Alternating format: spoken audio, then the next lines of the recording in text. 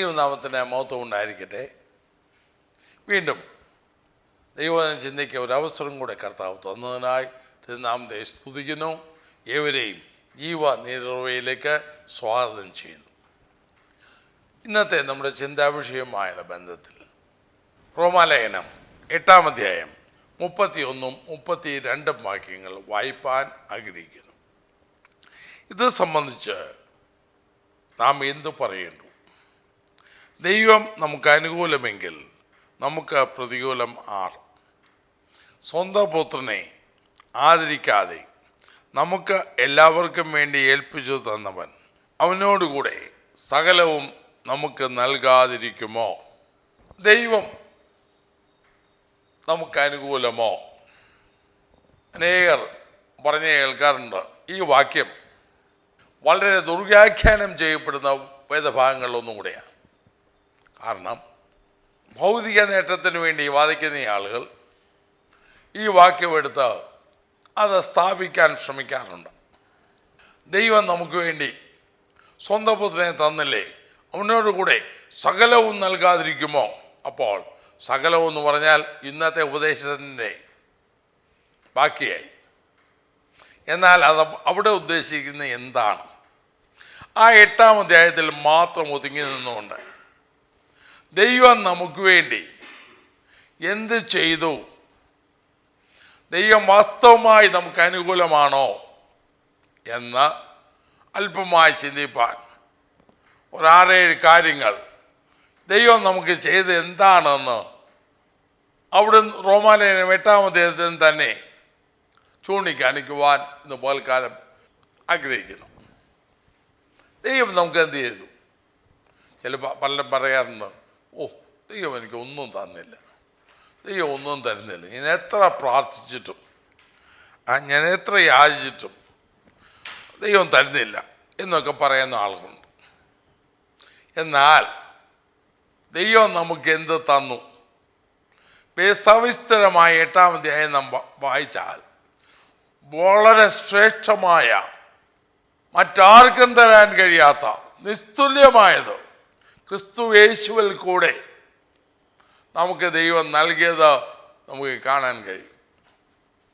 ഒന്നാമത് 32-ാം വാക്യത്തിൽ പറയുന്നു, സ്വന്തം പുത്രനെ ആദരിയാതെ നമുക്ക് എല്ലാവർക്കും വേണ്ടി ഏൽപ്പിച്ചു തന്നു.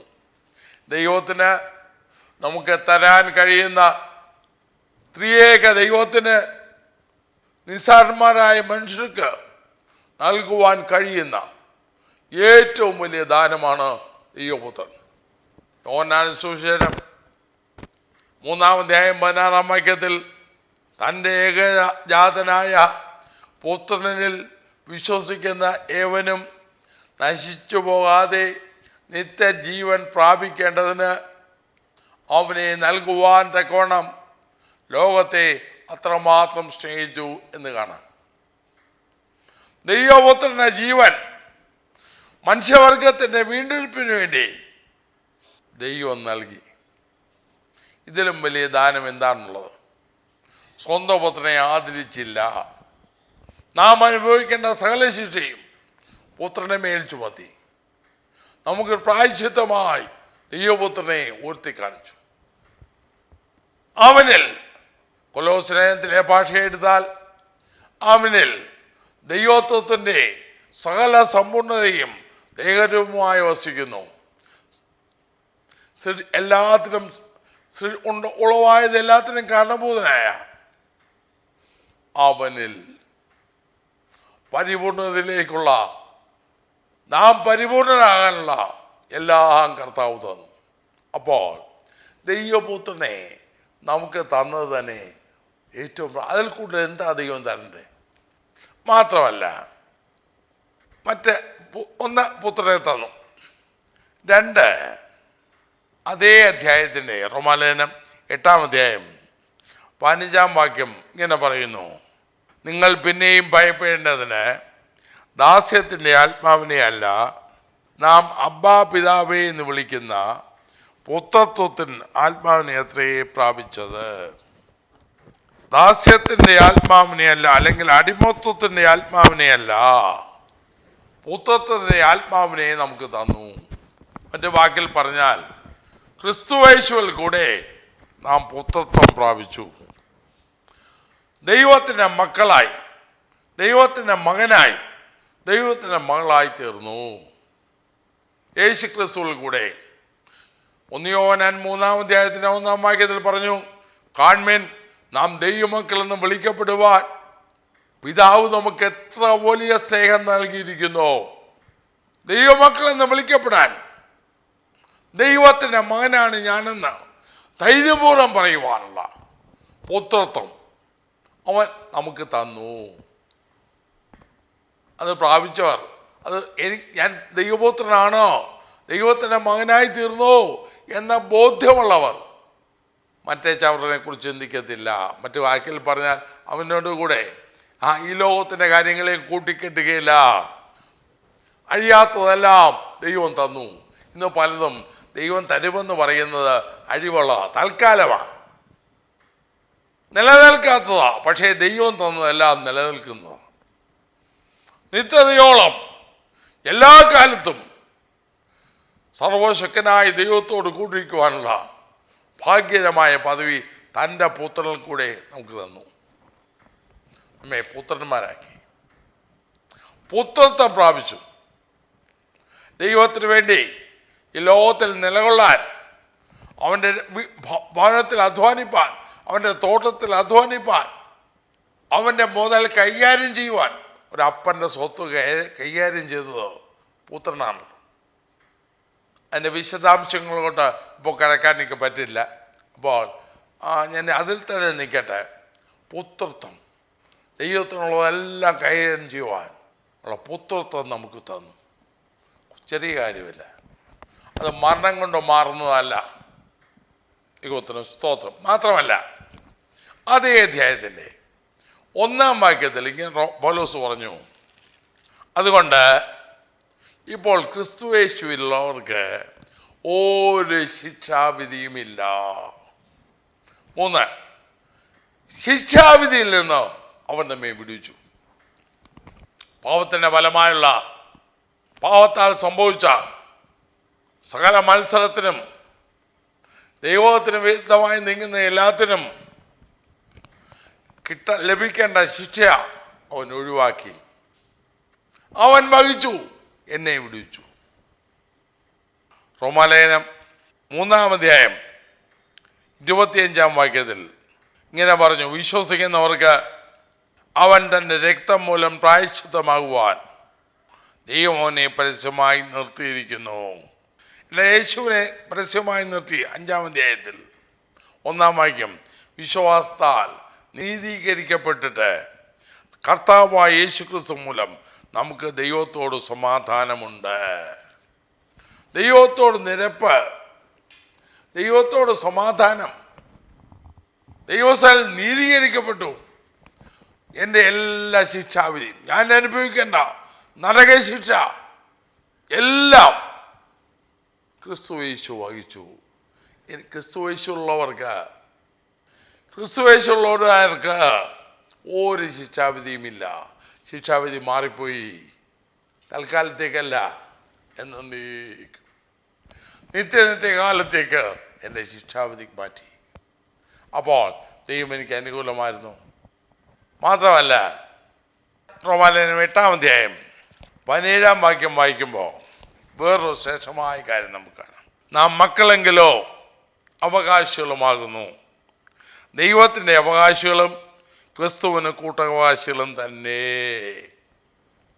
എഫെസ്യ ലേഖനം 1-ാം അധ്യായത്തിൽ നാം വായിക്കുന്നുണ്ട്, അവനിൽ നാം അവകാശവും പ്രാപിച്ചു. അപ്പോൾ യേശു ക്രിസ്തുവിൻ്റെ രക്തത്താൽ ദൈവത്തോട് നിരപ്പ് വന്ന വ്യക്തി പാപമോചനം പ്രാപിച്ച് ശിക്ഷാവിധിയിൽ നീക്കപ്പെട്ട പുത്രത്വം പ്രാപിച്ച് ദൈവത്തിൻ്റെ പൈലായി തീർന്ന വ്യക്തിക്ക് അപ്പൻ്റെ സകല ധനത്തിനും അവകാശികളായി. അവനിൽ നാം അവകാശം പ്രാപിച്ചു. ഒന്നുകൂടെ ഞാൻ ആ വാക്യം വായിക്കാം. നാം മക്കളെങ്കിലോ അവകാശികളുമാകുന്നു. ദൈവത്തിൻ്റെ അവകാശികളും ക്രിസ്തുവിന് കൂട്ടവകാശികളും തന്നെ. നാം അവനോടുകൂടെ തിരസ്കരിക്കപ്പെടേണ്ടതിന് അവനോടുകൂടെ കഷ്ടം അനുഭവിച്ചാലത്രേ. അപ്പോൾ ദൈവത്തിലുള്ള സകലത്തിനും എന്നെ അവകാശിയാക്കി. ചെറിയ കാര്യമല്ല. വിശുദ്ധന്മാർക്ക് വെളിച്ചത്തുള്ള അവകാശത്തിന് നമ്മെ പ്രാപ്തരാക്കിയെന്ന് വേറൊരു ഭാഗത്ത് കാണാം. നമ്മെ ഇരുട്ടിൻ്റെ അധികാരത്തിന് വിടുവിച്ചു. ദൈവത്തിലുള്ള സകലത്തിനും അവകാശിയാക്കി. മാത്രമല്ല പത്രോസ് പറയുന്നുണ്ടല്ലോ, ക്ഷയം, ലോകത്തിലെ അവകാശങ്ങളെല്ലാം, എത്ര ഏക്കർ സ്ഥലം ഒരപ്പനുണ്ടെങ്കിലും അതെല്ലാം ചെയ്യിക്കുന്ന മക്കൾക്ക് കൊടുത്തുന്നിരിക്കട്ടെ. കോടിക്കണക്കിന് രൂപയുടെ സ്വത്ത് മക്കൾക്ക് കൊടുത്തുന്നിരിക്കട്ടെ, അതെല്ലാം നശിക്കുന്നതാണ്. എന്നാൽ പത്രോസ് പറയുന്നു, ക്ഷയം, വാട്ടം, മാലിന്യം എന്നിവ ഇല്ലാത്ത അവകാശത്തിനായി തന്നെ വീണ്ടും ജനിപ്പിച്ചിരിക്കുന്നു. ദൈവത്തിലുള്ള സകലവും എനിക്കുള്ളത്. മുൻപൊരു വീഡിയോയിൽ പറഞ്ഞ പോലെ, വാനവോ പരഞ്ഞൻ സുതനല്ലോ, വാനഭൂ അഖിലം തൻ വകയല്ലോ, വാഗ്ദത്തം അഖിലവും എനിക്കല്ലോ. ഞാൻ എന്തിനു നിരാശപ്പെടണം? വാസ്തവത്തിൽ ക്രിസ്തുയേശുവിൽ കൂടെ ദൈവം നമുക്ക് നൽകിയ സ്വർഗീയ ധനത്തെക്കുറിച്ചുള്ള കാഴ്ചപ്പാട് നഷ്ടപ്പെടുമ്പോഴാണ് ഭൗതിക കാര്യങ്ങളെക്കുറിച്ച് നാം ചിന്താകുലപ്പെടുന്നത്, ഭാരപ്പെടുന്നത്, നിരാശപ്പെടുന്നത്. താൽക്കാലിക സാഹചര്യങ്ങൾ ചിലതൊക്കെ വരുമ്പോൾ നാം ക്ഷീണിച്ചു പോകുന്നത്. മാത്രമല്ല, അതിനെക്കുറിച്ചുള്ള ബോധമില്ലാത്തതുകൊണ്ടാണ് പിശാച് പല നന്മകളും കാണുവാൻ ഇമ്പമുള്ളതും കിട്ടാൻ എളുപ്പമുള്ളതുമായ പലതും കൊണ്ട് നമ്മുടെ മുന്നേ കാണുമ്പോൾ നാം ചാടിപ്പിടിക്കുന്നത്. ഗേസിയെ പോലെ ഗേസ് ഒരു യാത്ര നടത്തിയായിരുന്നു. ഒത്തിരി ദൂരമൊന്നും പോയില്ല. എലീശായുടെ വേലക്കാരനായിരുന്ന ഗേസി ഒരു യാത്ര പോയി. ഒരുത്തൻ്റെ പുറകെ ഓടി. അവൻ ഓടി നേടി. ഒന്ന് ചോദിച്ചു, 2 കിട്ടി. പക്ഷേ വേറൊന്നുകൂടെ കിട്ടി. അവനും അവൻ്റെ സന്തതിക്കും നല്ല സ്വത്ത് കിട്ടി. തയമാൻ ഉണ്ടായിരുന്നതെല്ലാം അവന് കൊടുത്തു, കുഷ്ഠരോഗം. ഇതുപോലെ കാരണം അതുപോലെ നാമം പെരുമാറുന്നത് എന്താണെന്നറിയാവോ? ദൈവം നമുക്ക് നൽകിയ സ്വർഗീയ ധനത്തെക്കുറിച്ചുള്ള കാഴ്ചപ്പാടില്ലാത്തതുകൊണ്ട്. അപ്പോൾ തൻ്റെ സകല ധനത്തിനും നമ്മെ അവകാശിയാക്കി യേശുക്രിസ്തുവിലൂടെ. മാത്രമല്ല, പിന്നെയും മുന്നോട്ട് നീങ്ങട്ടെ. വേറെ എന്ത് ദൈവം ചെയ്തു? ഞാനിപ്പോൾ 4 കാര്യങ്ങൾ പറഞ്ഞു. പുത്രനെ തന്നു, പുത്രത്തിൻ്റെ ആത്മാവിനെ തന്നു, ശിക്ഷാവിധിയിൽ നിന്ന് വിടുവിച്ചു, തനിക്കുള്ള സകലത്തിനും നമ്മെ അവകാശിയാക്കി. മാത്രമല്ല, 8-ാം അധ്യായം 26-ാം വാക്യം വായിക്കുമ്പോൾ വേറൊരു പ്രധാനപ്പെട്ട കാര്യം കാണാം. അതുകൊണ്ട് തന്നെ ആത്മാവ് നമ്മൾ ബലഹീനതയ്ക്ക് തുണ നിൽക്കുന്നു. വേണ്ടും പോലെ പ്രാർത്ഥിക്കേണ്ടത് എന്തെന്ന് നാം അറിയുന്നില്ലല്ലോ. ആത്മാവ് തന്നെ ഉച്ചച്ചുകൂടാത്ത ഞരക്കങ്ങളാൽ നമുക്ക് വേണ്ടി പക്ഷപാതം ചെയ്യുന്നു. എന്നാൽ ആത്മാവ് വിശുദ്ധർക്ക് വേണ്ടി ദൈവഹിതപ്രകാരം പക്ഷപാതം ചെയ്യുന്നത് കൊണ്ട് ആത്മാവിൻ്റെ ചിന്ത ഇന്നതെന്ന് ഹൃദയങ്ങളെ പരിശോധിക്കുന്നവൻ അറിയുന്നു. 8-ാം അധ്യായത്തിൻ്റെ റോമാലേഖനം 8-ാം അധ്യായത്തിൻ്റെ 26-ഉം 27-ഉം നമുക്ക് ഒരു സഹായിയെ തന്നു. സാധാരണക്കാരനല്ല, ദൈവം തന്നു. അതൊക്കെ ചിന്തിക്കുമ്പോൾ ആത്മീയമായി ചിന്തിക്കുന്ന ആളുകൾക്ക് അവരുടെ ഹൃദയം കത്തും. നമുക്ക് ശുശ്രൂഷക്കാരെ തന്നു, സാധാരണക്കാരല്ല. പത്രോസ് പറയുന്നു, നമുക്ക് സേവകാത്മാക്കളെ തന്നു. ആരാണ്? ദൂതന്മാർ. അവരൊക്കെയും അതിലേക്ക് ദൈവദൂതന്മാരും കുനിഞ്ഞു നോക്കുവാൻ ആഗ്രഹിക്കുന്നു. അവരൊക്കെയും രക്ഷപ്രാപിക്കാനുള്ള അവരുടെ ശുശ്രൂഷയ്ക്കായി അയക്കപ്പെട്ട സേവകാത്മാക്കളല്ലയോ ദൂതന്മാർ. ധനവാന്റെ ലാസറിനെയും ആ കഥ കർത്താവ് പറഞ്ഞപ്പോൾ ലാസറിനെ കുറിച്ച് പറഞ്ഞത്, ദൂതന്മാർ അവനെ അബ്രാഹാമിൻ്റെ വണ്ടിയിലേക്ക് കൊണ്ടുപോയി. ദൂതന്മാർ. പലരും ഒന്ന് മനസ്സിലാക്കാതെ പേടിക്കുന്നേ. പേടിയും ഭയവും വിശ്വാസികൾ രൂഢമൂലമാകുന്നതുകൊണ്ടാണ്. അതുപോലെ മറ്റൊരാളുടെ സഹായോട് വാഗ്ദാനം ചെയ്യുന്നു. അവണ്ണം തന്നെ ആത്മാവ്, ദൈവാത്മാവിൻ്റെ സഹായം, ദൈവാത്മാവിൻ്റെ പരിപാലനം, ദൈവാത്മാവിൻ്റെ നടത്തിപ്പ് ഇവിടെ വാഗ്ദാനം ചെയ്യുന്നു.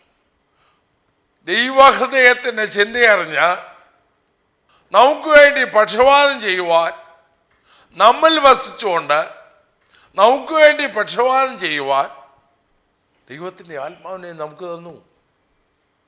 ചെറിയ കാര്യമല്ല. നമ്മുടെ ബലഹീനതയ്ക്ക് തുണ നിൽക്കുന്നു. നാം ബലഹീനരാണ്.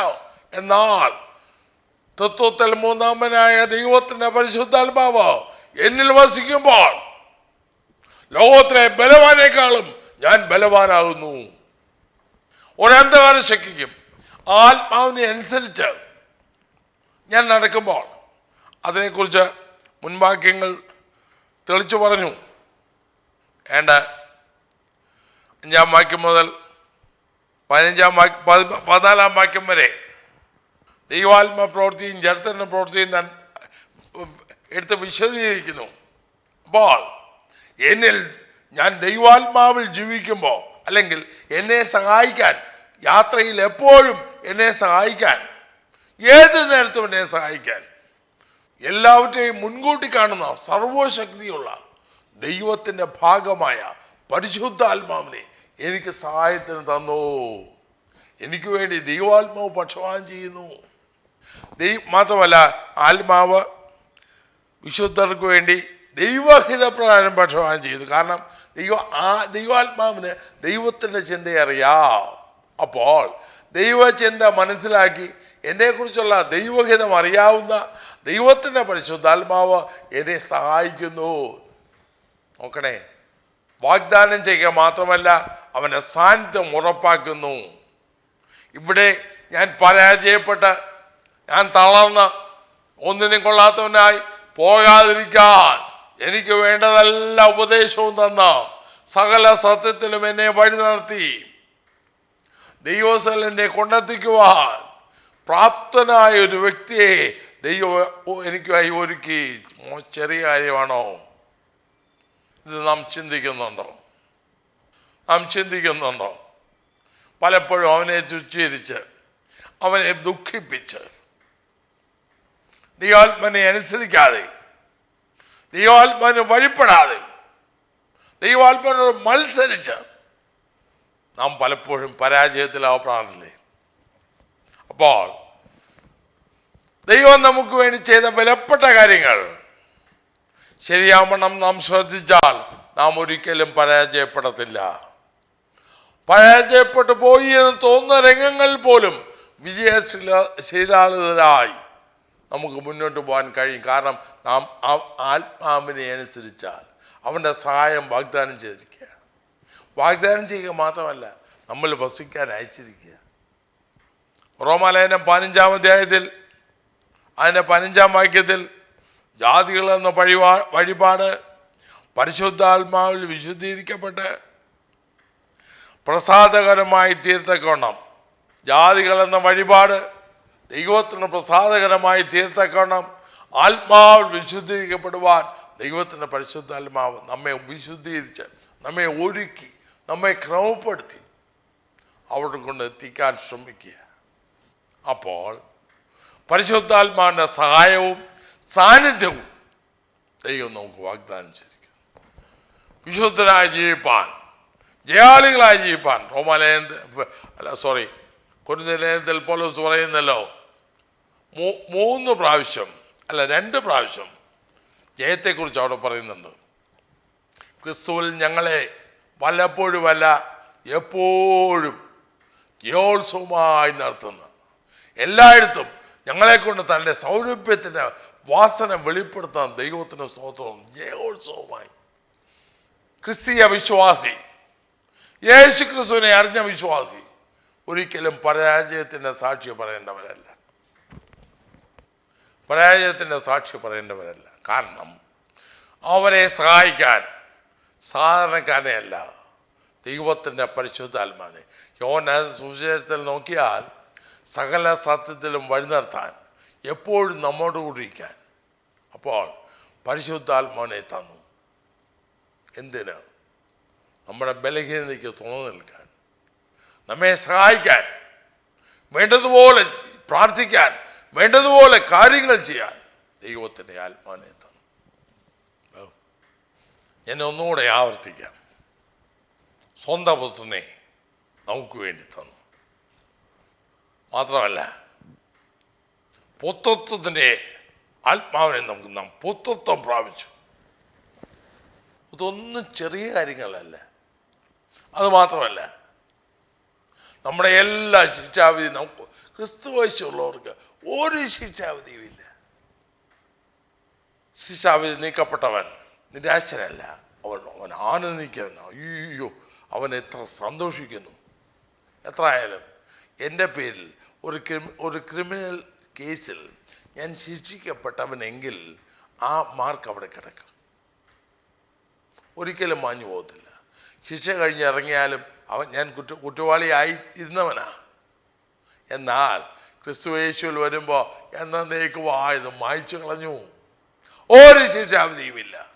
ജീവന്റെ ആത്മാവിൻ്റെ പ്രമാണം എനിക്ക് പാപത്തിലെയും മരണത്തിലെയും പ്രമാണത്തിൽ നിന്ന് ക്രിസ്തുയേശുവിൽ സ്വാതന്ത്ര്യം വരുത്തി. സ്തോത്രം. മാത്രമല്ല, ദൈവത്തിനുള്ള സകലത്തിനും അഴിയാത്തതിന്, ക്ഷയം മാറ്റം മാലിന്യമില്ലാത്തതിന് എന്നെ അവകാശിയാക്കി. അതുമാത്രമല്ല, എനിക്ക് ദൈവത്തിൻ്റെ പരിശുദ്ധാത്മാവിൻ്റെ സാന്നിധ്യവും സഹായവും വാഗ്ദാനം ചെയ്യുകയല്ല, അക്ഷയമായി തന്നു. സ്തോത്രം. പ്രിയമുള്ളവരെ, ഇതൊന്ന് ആഴമായി ചിന്തിച്ചാൽ നമ്മുടെ ഹൃദയം ദൈവസ്ഥനിൽ എന്തുമാത്രം നന്ദിയുള്ളത്. അത് മാത്രമല്ല, ഇനിയും ചില കാര്യങ്ങളുണ്ട്. കർത്താവിനെ വെച്ചാൽ മറ്റൊരു വീഡിയോയിൽ നമുക്ക് ചിന്തിക്കാം. ഒന്നുകൂടെ ശ്രദ്ധിക്കുക. ദൈവം നമുക്ക് വല്ലതും തന്നു. പലപ്പോഴും പല കാര്യങ്ങളിലും ഇതെല്ലാം മറന്ന്, ക്രിസ്തുയേശുവിൽ ദൈവം തന്ന അതിമഹത്തായ കാര്യങ്ങൾ മറന്ന് ചവറ് കാര്യങ്ങളിലേക്ക് നാം പലപ്പോഴും ഇറങ്ങിപ്പോകുന്നില്ലേ? എത്ര ദുഃഖകരമാണ്. ഇന്ന് പകല് ദൈവസ്ഥലിൽ നിന്ന് ചിന്തിക്കുക. ദൈവം എനിക്ക് വേണ്ടി എന്ത് ചെയ്തു? അമൂല്യമായത് നമുക്ക് ചിന്തിക്കാനുണ്ട്. അമൂല്യമായത്, വിലമതിക്കാനാവാത്തത്, മറ്റാർക്കും തരാൻ കഴിയാത്തത് എനിക്ക് വേണ്ടി ദൈവം ചെയ്തു. എൻ്റെ യോഗ്യതയുടെ വെളിച്ചത്തിലല്ല, അയോഗ്യനായിരുന്നപ്പോൾ, യാതൊരു അർഹതയുമില്ലായിരുന്നപ്പോൾ. എഫേസ്യ ലേഖനം 2-ാം അധ്യായം 1-ാം വാക്യം 1-2 വാക്യങ്ങൾ വെച്ച് നോക്കിയാൽ, അതിക്രമങ്ങളാലും പാപങ്ങളാലും മരിച്ചു കിടന്ന സ്ഥാനത്ത് ഈ ലോകത്തിൻ്റെ കാലഗതിയെയും അനുസരിക്കേണ്ട മക്കളിൽ ഇപ്പോൾ വ്യാപരിക്കുന്ന ആത്മാവിനും അധികാരിയാകുന്നവനെ സേവിച്ച് നടന്ന കാലത്ത് നിന്ന് കരുണാസമ്പന്നനായ ദൈവം നമ്മെ സ്നേഹിച്ച സ്നേഹം നിമിത്തം തൻ്റെ പുത്രനെ നമുക്ക് വേണ്ടി തന്നു. അവനിൽ കൂടെ നമ്മുടെ പ്രശ്നത്തിന് പരിഹാരം പറ്റി നമ്മെ ജീവിപ്പിച്ച് ക്രിസ്തുവിനോടുകൂടെ ഇരുത്തിയല്ലോ. എത്ര ഭാഗ്യമാണ്. ഒന്ന് ശാന്തമായി ചിന്തിക്കുക. ഇത് ശരിയാവണം നാം ധ്യാനിച്ചാൽ നമ്മുടെ ഹൃദയം ആനന്ദത്താൽ നിറയും, നന്ദിയാൽ നിറയും, ദൈവത്തോടുള്ള കടപ്പാടിനാൽ നിറയും. ഒരു കാരണവശാലും നാം കർത്താവിനെ വിട്ട് പോകത്തില്ല. ഒരു കാരണവശാലും കർത്താവിനൊരു പിറുപിറുക്കത്തില്ല. ഒരു കാരണവശാലും നമ്മുടെ ഹൃദയം നിരാശപ്പെടുകയില്ല. അത്രമാത്രം ശ്രേഷ്ഠമായത് കർത്താവ് ചെയ്തു. ജയകരമായി സന്തോഷപൂർണമായി ക്രിസ്ത്യ ജീവിതം നയിപ്പാൻ ഇത് നമ്മെ സഹായിക്കും. നമുക്ക് പ്രാർത്ഥിക്കാം. കർത്താവേ, സ്നേഹവനായ സ്വർഗീയ പിതാവേ, അവിടുത്തെ കരങ്ങൾ ഞങ്ങളെ ഏൽപ്പിക്കുന്നു. അങ്ങ് ഞങ്ങൾക്ക് വേണ്ടി എന്തു ചെയ്തുവെന്ന് അല്പമായി ചിന്തിപ്പാൻ, ദൈവം ഞങ്ങൾക്ക് അനുകൂലമായതോ ഏതിലൊക്കെയെന്നോ അല്പമായി ചിന്തിപ്പാൻ ഞങ്ങളെ സഹായിച്ചതിനായി സ്തോത്രം. എന്നെ ശ്രവിക്കുന്ന എല്ലാവർക്കും ഇത് അനുഗ്രഹകരണമാക്കി തീർക്കണമേ. ഹൃദയങ്ങളോട് ദൈവാത്മാവ് വാദിക്കണമേ. അവിടുത്തെ നാമത്തെ മഹത്വപ്പെടുത്തണമേ. അങ്ങനെ യഥാസ്ഥാനപ്പെട്ട് ആനന്ദിച്ച് ബലപ്പെട്ട് ക്രിസ്ത്യ ജീവിതം ധന്യമാക്കുവാൻ ഞങ്ങളുടെ മക്കളെ സഹായിക്കണമേ. യേശു ക്രിസ്തുവിന്റെ നാമത്തിൽ പിതാവേ, ആമേൻ. ഈ വീഡിയോ നിങ്ങൾക്ക് അനുഗ്രഹമായെങ്കിൽ ദയവായി മറ്റുള്ളവർക്കും ഷെയർ ചെയ്ത് കൊടുക്കുക. നിങ്ങൾക്കായി പ്രാർത്ഥിക്കുക. ദൈവമായ കർത്താവ് നിങ്ങളെ അനുഗ്രഹിക്കുമാറാകട്ടെ.